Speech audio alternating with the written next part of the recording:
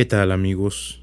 Antes que nada, quiero agradecerles que se hayan dado el tiempo de estar aquí para escuchar pues el episodio piloto de este pequeño proyecto de narración que le llevo dando vueltas pues ya unos cuantos meses, más o menos. Y bueno, espero que lo disfruten, que lo compartan con sus amigos, familiares o tal vez con su compañero de confinamiento más cercano. Y pues nada, muchas gracias por estar aquí escuchando. Y bueno, ya es la hora de la visita. Sean todos bienvenidos a la celda del relator nocturno.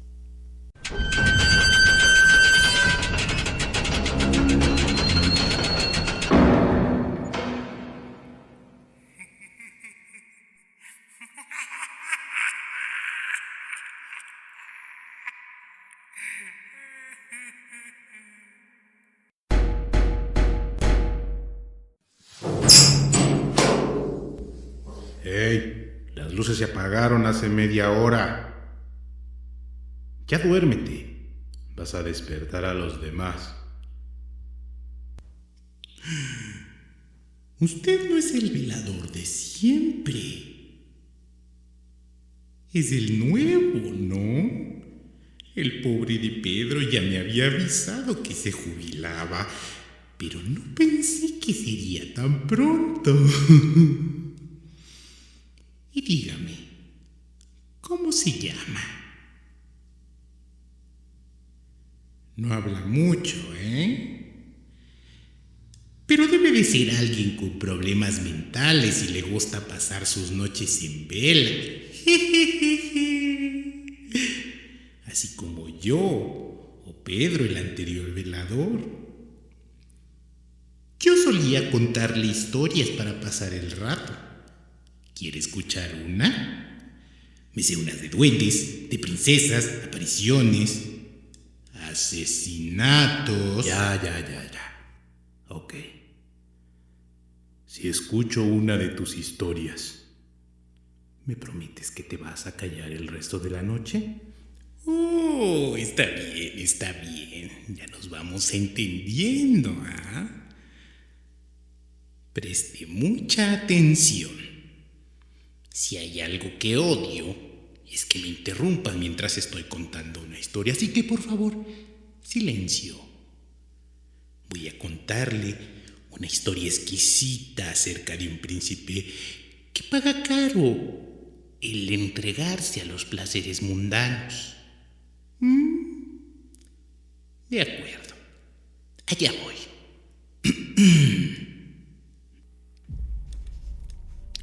La máscara de la muerte roja. La muerte roja había devastado el país durante largo tiempo. Jamás una peste había sido tan fatal y tan espantosa. La sangre era su encarnación y su sello, el rojo y el horror de la sangre. Comenzaba con agudos dolores, un vértigo repentino, y luego los poros sangraban y sobrevenía la muerte. Las manchas escarlata en el cuerpo y la cara de la víctima eran el bando de la peste, que la aislaba de toda ayuda y de toda simpatía. Y la invasión, progreso y fin de la enfermedad se cumplían en media hora. Pero el príncipe próspero era feliz, intrépido y sagaz. Cuando sus dominios quedaron semidespoblados, llamó a su lado a 1000 robustos y desaprensivos amigos de entre los caballeros y damas de su corte y se retiró con ellos al seguro encierro de una de sus abadías fortificadas.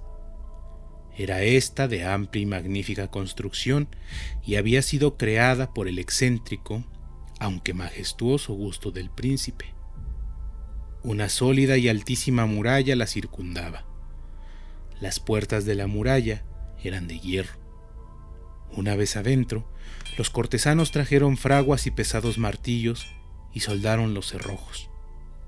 Habían resuelto no dejar ninguna vía de ingreso o de salida a los súbitos impulsos de la desesperación o del frenesí. La abadía estaba ampliamente aprovisionada, Con precauciones semejantes, los cortesanos podían desafiar el contagio. Que el mundo exterior se las arreglara por su cuenta. Entretanto, era una locura afligirse o meditar. El príncipe había reunido todo lo necesario para los placeres. Había bufones, improvisadores, bailarines y músicos. Había hermosura y vino. Todo eso y la seguridad estaban del lado de adentro. Afuera estaba la muerte roja. Al cumplirse el 5º o 6º mes de su reclusión, y cuando la peste hacía los más terribles estragos, el príncipe Próspero ofreció a sus amigos un baile de máscaras de la más insólita magnificencia. Aquella mascarada era un cuadro voluptuoso, pero permitidme que antes os describa los salones donde se celebraba. Eran 7, una serie imperial de estancias. En la mayoría de los palacios, la sucesión de salones forma una galería en línea recta, pues las dobles puertas se abren hasta adosarse a las paredes, permitiendo que la vista alcance la totalidad de la galería. Pero aquí se trataba de algo muy distinto, como cabía esperar del amor del príncipe por lo extraño. Las estancias se hallaban dispuestas con tal irregularidad que la visión no podía abarcar más de una a la vez.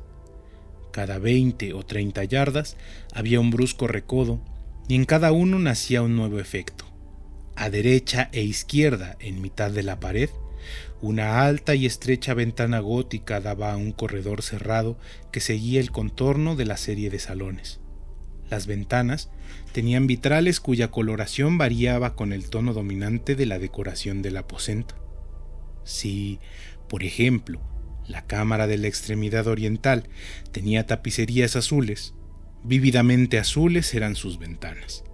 La segunda estancia ostentaba tapicerías y ornamentos purpúreos, y aquí los vitrales eran púrpura.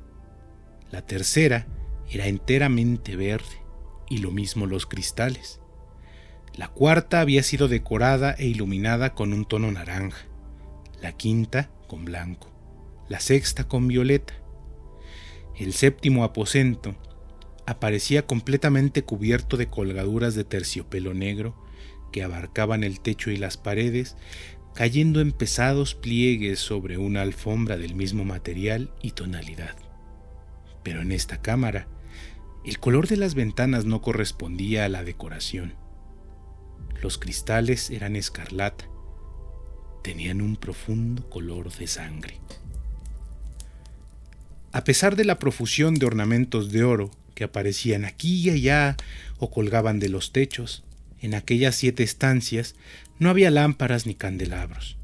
Las cámaras no estaban iluminadas con bujías o arañas, pero en los corredores paralelos a la galería y opuestos a cada ventana se alzaban pesados trípodes que sostenían un ígneo brasero, cuyos rayos proyectábanse a través de los cristales teñidos e iluminaban brillantemente cada estancia. Producían, en esa forma, multitud de resplandores tan vivos como fantásticos. Pero en la cámara del poniente, la cámara negra, el fuego que, a través de los cristales de color sangre, se derramaba sobre las sombrías colgaduras, producía un efecto terriblemente siniestro y daba una coloración tan extraña a los rostros de quienes penetraban en ella, que pocos eran lo bastante audaces para poner allí los pies. En este aposento, contra la pared del poniente, se apoyaba un gigantesco reloj de ébano. Su péndulo se balanceaba con un resonar sordo, pesado y monótono, y cuando el minutero había completado su circuito y la hora iba a sonar, de las entrañas de bronce del mecanismo nacía un tañido claro y resonante, lleno de música, mas su tono y su énfasis eran tales que a cada hora los músicos de la orquesta se veían obligados a interrumpir momentáneamente su ejecución para escuchar el sonido, y las parejas danzantes cesaban por fuerza sus evoluciones. Durante un momento, en aquella alegre sociedad, reinaba el desconcierto, y mientras aún resonaban los tañidos del reloj, era posible observar que los más atolondrados palidecían y los de más edad y reflexión se pasaban la mano por la frente, como si se entregaran a una confusa meditación o a un ensueño. Pero apenas los ecos cesaban del todo, livianas risas nacían en la asamblea. Los músicos se miraban entre sí, como sonriendo de su insensata nerviosidad, mientras se prometían en voz baja que al siguiente tañido del reloj no provocaría en ellos una emoción semejante. Mas, al cabo de 60 minutos, que abarcan 3600 segundos del tiempo que huye, el reloj daba otra vez la hora y otra vez nacían el desconcierto, el temblor y la meditación. Pese a ello, la fiesta era alegre y magnífica. El príncipe tenía gustos singulares. Sus ojos se mostraban especialmente sensibles a los colores y sus efectos. Desdeñaba los caprichos de la mera moda. Sus planes eran audaces y ardientes. Sus concepciones brillaban con bárbaro esplendor. Algunos podrían haber creído que estaba loco. Sus cortesanos sentían que no era así. Era necesario oírlo, verlo y tocarlo para tener la seguridad de que no lo estaba. El príncipe se había ocupado personalmente de gran parte de la decoración de las 7 salas destinadas a la gran fiesta, y su gusto había guiado la elección de los disfraces. Grotescos eran estos, a no dudarlo. Reinaba en ellos el brillo, el esplendor, lo picante y lo fantasmagórico. Mucho de eso que más tarde habría de encontrarse en Hernani. Veíanse figuras de arabesco, con siluetas y atuendos incongruentes. Veíanse fantasías delirantes, como las que aman los maníacos. Abundaba allí lo hermoso, lo extraño, lo licencioso, y no faltaba lo terrible y lo repelente. En verdad, en aquellas 7 cámaras se movía, de un lado a otro, una multitud de sueños. Y aquellos sueños se contorsionaban en todas partes, cambiando de color al pasar por los aposentos y haciendo que la extraña música de la orquesta pareciera el eco de sus pasos. Mas otra vez tañe el reloj que se alza en el aposento de terciopelo. Por un momento todo queda inmóvil, todo es silencio, salvo la voz del reloj. Los sueños están helados, rígidos en sus posturas, pero los ecos del tañido se pierden. Apenas han durado un instante, y una risa ligera, a media sofocada, flota tras ellos en su fuga. Otra vez crece la música, viven los sueños, contorsionándose de aquí para allá, con más alegría que nunca, coloreándose al pasar por las ventanas, por las cuales irrumpen los rayos de los trípodes. Mas en la cámara que da al oeste, ninguna máscara se aventura, pues la noche avanza y una luz más roja se filtra por los cristales de color sangre. Aterradora es la tiniebla de las colgaduras negras, y, para aquello cuyo pie se pose en la sombría alfombra, brota del reloj de ébano un ahogado resonar mucho más solemne que los que alcanzan a oír las máscaras entregadas a la lejana alegría de las otras estancias. Congregábase densa multitud en estas últimas, donde afiebradamente latía el corazón de la vida. Continuaba la fiesta en su torbellino hasta el momento en que comenzaron a oírse los tañidos del reloj anunciando la medianoche. Cayó entonces la música, como ya he dicho, y las evoluciones de los que bailaban se interrumpieron, y como antes, se produjo en todo una sensación angustiosa. Mas esta vez el reloj debía tañer 12 campanadas, y quizá por eso ocurrió que los pensamientos invadieron en mayor número las meditaciones de aquellos que reflexionaban entre la multitud entregada a la fiesta.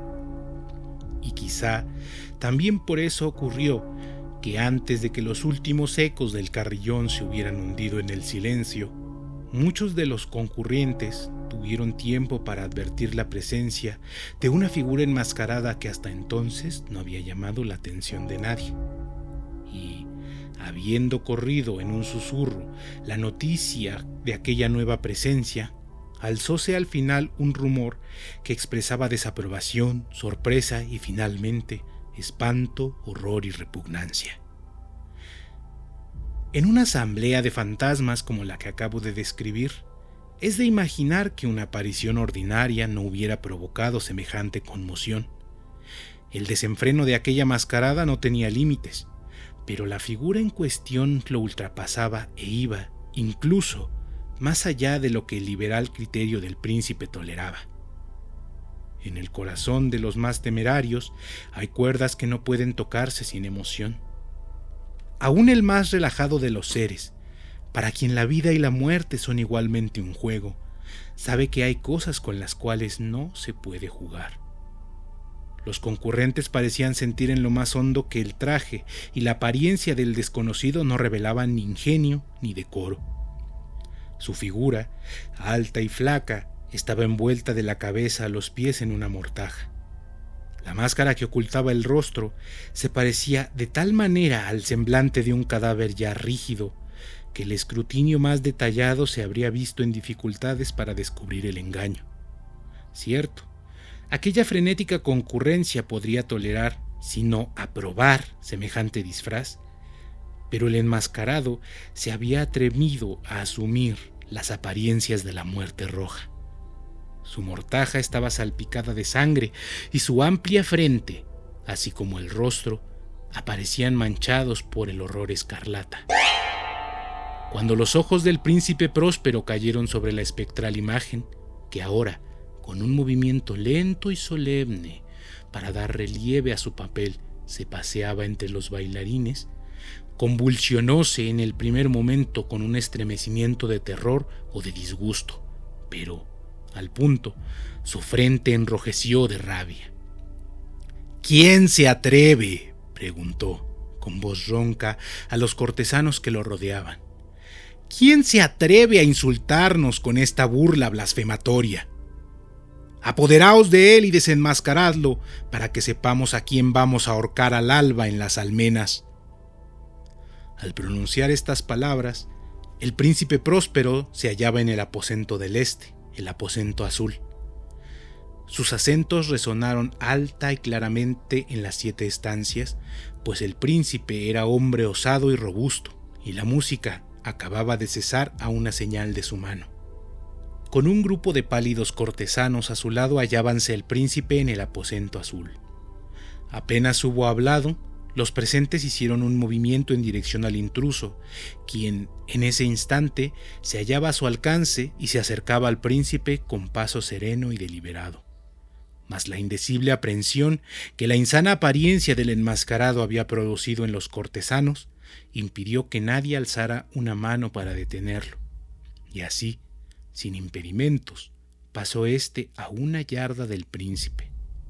Y mientras la vasta concurrencia retrocedía en un solo impulso hasta pegarse a las paredes, siguió andando ininterrumpidamente, pero con el mismo solemne y mesurado paso que desde el principio se le había distinguido. Y de la cámara azul pasó a la púrpura, de la púrpura a la verde, de la verde a la anaranjada, desde esta a la blanca y de allí a la violeta, antes que nadie se hubiera decidido a detenerlo.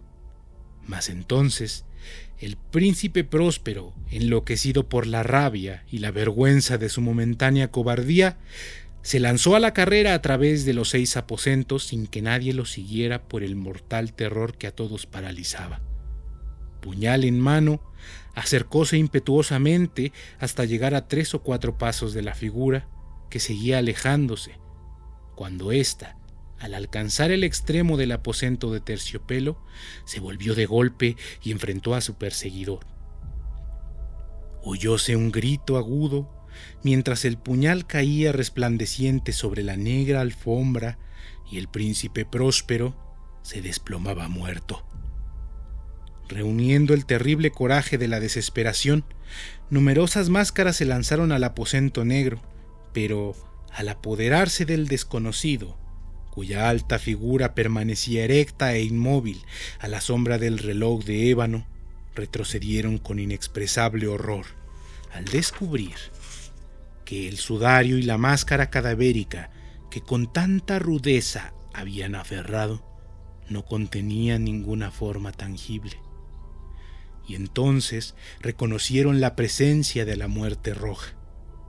Había venido como un ladrón en la noche, y uno por uno cayeron los convidados en las salas de orgía manchadas de sangre, y cada uno murió con la desesperada actitud de su caída, y la vida del reloj de ébano se apagó con la del último de aquellos seres alegres, y las llamas de los trípodes se expiraron, y las tinieblas, y la corrupción, y la muerte roja lo dominaron todo.